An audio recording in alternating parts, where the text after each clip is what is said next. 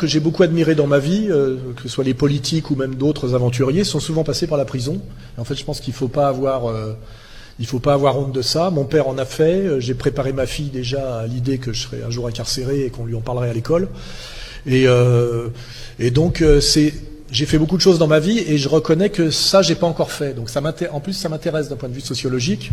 J'ai été au Parti communiste, j'ai été au Front National, j'ai fait du sport et c'est vrai la prison, j'ai 61 ans cette année, même si je l'ai fait pas, merci. J'ai pas encore fait de prison, j'ai jamais dépassé la garde à vue et donc ça m'intéresse. En plus je pense que j'ai passé l'âge de me faire coincer dans les douches. C'est quand même un truc pour les primo-délinquants. Et donc, je suis serein sur cette question, et d'autant plus que je vais finir là-dessus pour pas faire trop long, qu'il y a du soutien. Vous êtes là. Je vous dis, j'ai un témoin ici. Hier, j'allais prendre le train. Je vois un type qui vient me croiser. C'était le chauffeur de la locomotive du TGV. Il m'a dit bonjour, Monsieur Soral. C'est un honneur pour moi de conduire le TGV. Après, je vais au bar. Je tombe sur le contrôleur qui me dit Monsieur Soral, quel plaisir. Malheureusement, le bar, pour une cause de grève est fermé. Il y avait une petite grève au bar. Donc j'avais le chauffeur du train et le contrôleur qui étaient des sympathisants. Après, quand on est sorti, on avait un grand gars d'origine immigrée qui dit qu'est-ce que vous faites, il y a une conférence.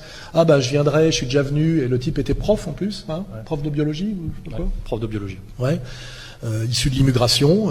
Donc et tout à l'heure, en sortant de l'hôtel, il y avait le pompier de service qui est venu me saluer aussi. Vous étiez là, etc. Donc là, il y a quand même des choses de très rassurant.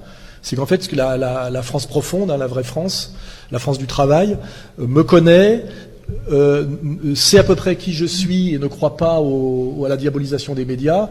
Et ça, c'est quand même le truc qui me donne le courage, parce qu'effectivement, si ce soir-là, il y avait personne, ça serait difficile pour moi de continuer. Et j'ai connu une époque, l'époque du début, où c'était très difficile, justement, parce qu'il n'y avait pas grand monde, beaucoup de violence, etc. Et maintenant, je vous dis, c'est presque agréable. Hein. Et si je vais en prison, je sais que les gens dehors me soutiendront, je sais que ça fera avancer les choses.